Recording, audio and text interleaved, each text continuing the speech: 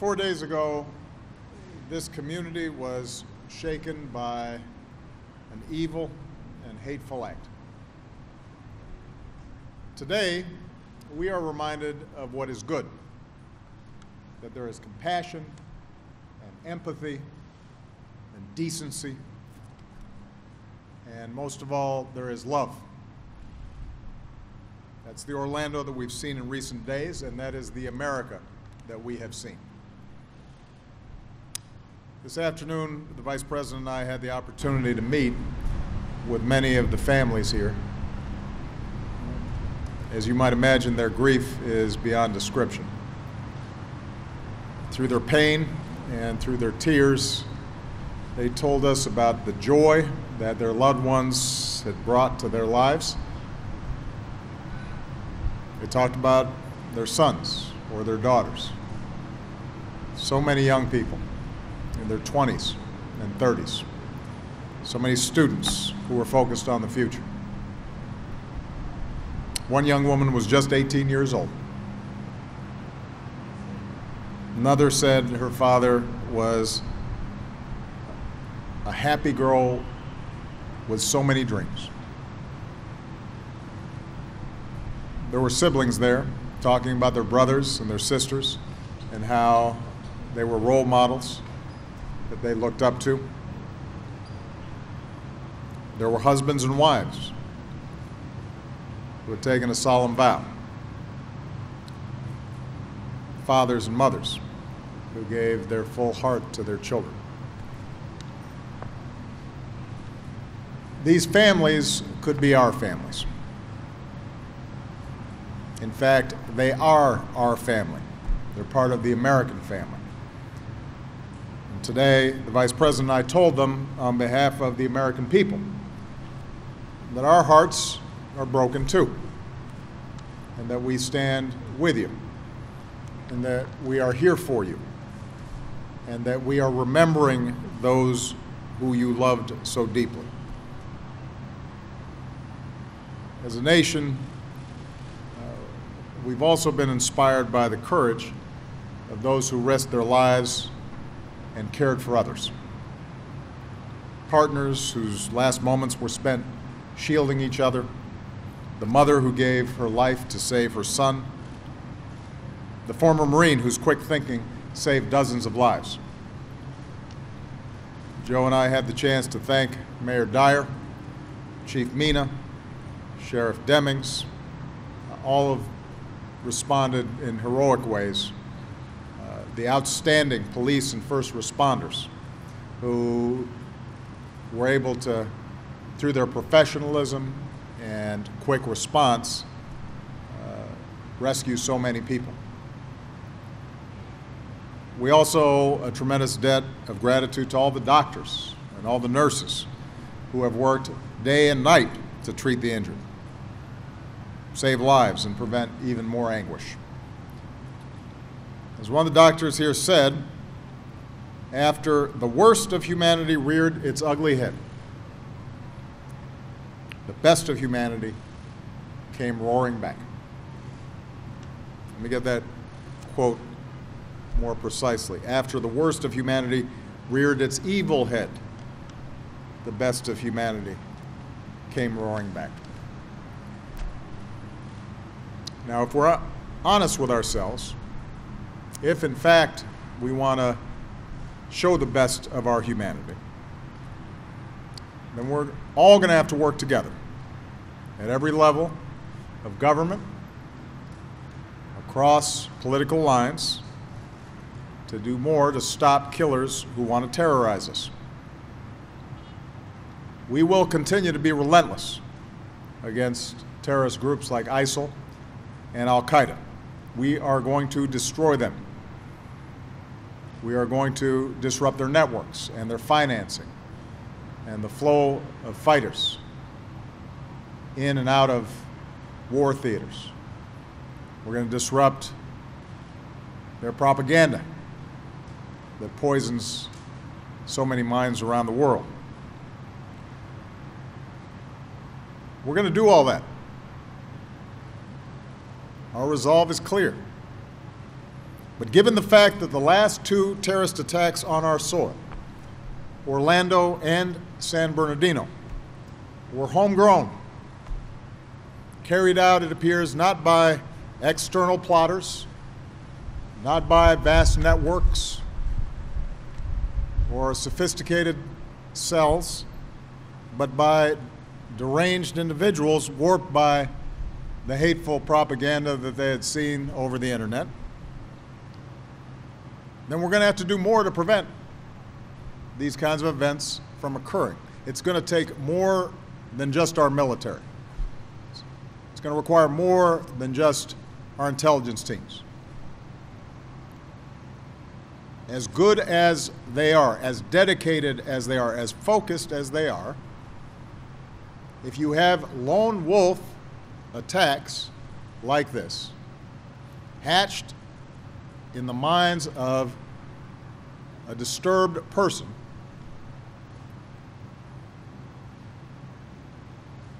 then we're going to have to take different kinds of steps in order to prevent something like this from happening. Now, those who were killed and injured here were gunned down by a single killer with a powerful assault weapon. The motives of this killer may have been different than the mass shooters in Aurora or Newtown, but the instruments of death were so similar. And now another 49 innocent people are dead. Another 53 are injured. Some are still fighting for their lives. Some will have wounds that will last a lifetime. We can't anticipate or catch every single deranged person that may wish to do harm to his neighbors or his friends or his coworkers or strangers. But we can do something about the amount of damage that they do. Unfortunately, our politics have conspired to make it as easy as possible for a terrorist or just a disturbed individual like those in Aurora and Newtown to buy extraordinarily powerful weapons, and they can do so legally. So today, once again, as has been true too many times before, I held and hugged grieving family members and parents, and they asked, why does this keep happening? And they pleaded that we do more to stop the carnage. They don't care about the politics. Neither do I. Neither does Joe. And neither should any parent out here who's thinking about their kids being not in the wrong place, but in places where kids are supposed to be.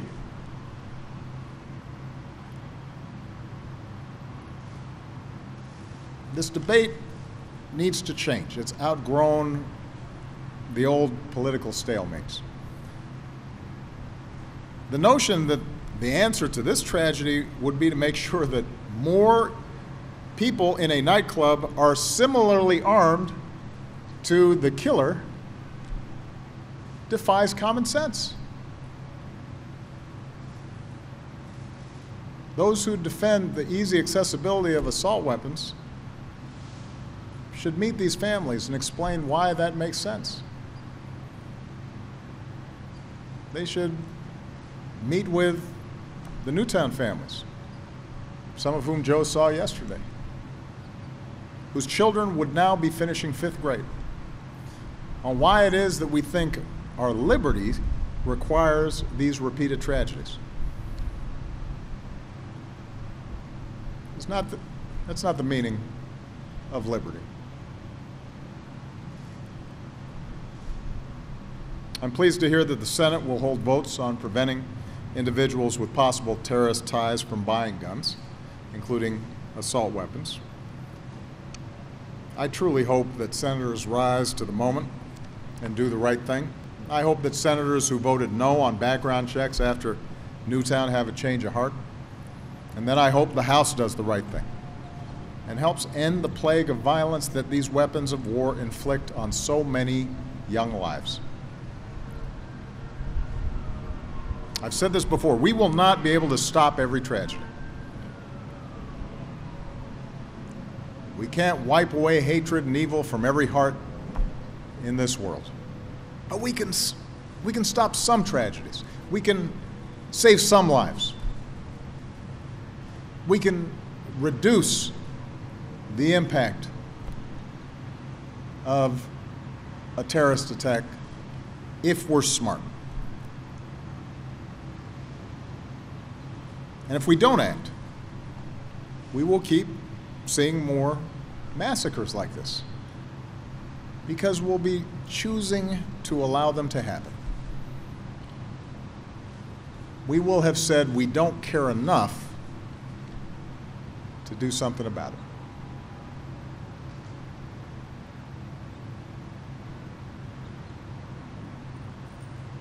Here in Orlando, we are reminded not only of our obligations as a country to be resolute against terrorism, we are reminded not only of the need for us to implement smarter policies to prevent mass shootings, we're also reminded of what unites us as Americans, and that what unites us is far stronger than the hate and the terror of those who target us. For so many people here who are lesbian, gay, bisexual, transgender, the Pulse nightclub has always been a safe haven, a place to sing and dance, and most importantly, to be who you truly are, including for so many people whose families are originally from Puerto Rico. And Sunday morning, that sanctuary was violated in the worst way imaginable. So whatever the motivations of the killer, whatever influences led him down the path of violence and terror, whatever propaganda he was consuming from ISIL and Al-Qaeda, this was an act of terrorism, but it was also an act of hate. This was an attack on the LGBT community. Americans were targeted because we're a country that has learned to welcome everyone, no matter who you are or who you love. And hatred towards people because of sexual orientation, regardless of where it comes from, it's a betrayal of what's best in us. Joe and I were talking on the way over here. You can't break up the world into us and them and denigrate and express hatred towards groups because of the color of their skin or their faith or their sexual orientation, and not feed something very dangerous in this world. So if there was ever a moment for all of us to reflect and reaffirm our most basic beliefs, that everybody counts and everybody has dignity, now's the time. It's a good time for all of us to reflect on how we treat each other and to insist on respect and equality for every human being. We have to end discrimination and violence against our brothers and sisters who are in the LGBT community, here at home and around the world, especially in countries where they are routinely prosecuted. We have to challenge the oppression of women wherever it occurs, here or overseas.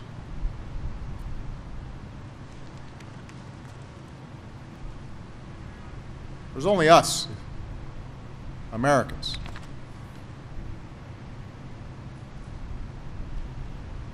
Here in Orlando, and the men and women taken from us, those who love them, we see some of the true character of this country, the best of humanity coming roaring back. The love and the compassion and the fierce resolve that will carry us through, not just through this atrocity, but through whatever difficult times may confront us. It's our pluralism and our respect for each other, including a young man who said to a friend he was super proud to be Latino. It's our love of country, the patriotism of an Army reservist who was known as an amazing officer. It's our unity, the outpouring of love that so many across our country have shown to our fellow Americans who are LGBT, a display of solidarity that might have been unimaginable even a few years ago. Out of this darkest of moments, that gives us hope. Seeing people reflect, seeing people's best instincts come out. Maybe in some cases, minds and hearts change. It is our strength and our resilience. The same determination of a man who died here, who traveled the world, mindful of the risks as a gay man, but who spoke for all of us when he said, "We cannot be afraid. We are not going to be afraid."